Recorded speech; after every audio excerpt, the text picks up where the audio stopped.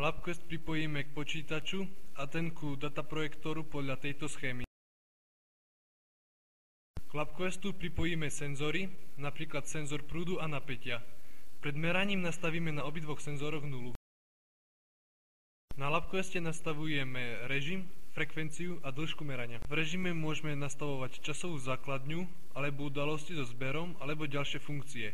V našom prípade nastavíme časovú základňu. V časovej základni nastavíme počet impulzov merania, v našom prípade 1000, a dĺžku merania 3 sekundy.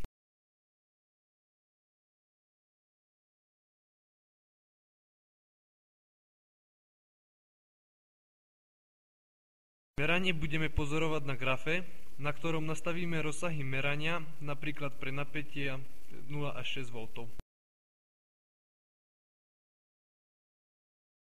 Začiatok merania spúšťame tlačidlom merania.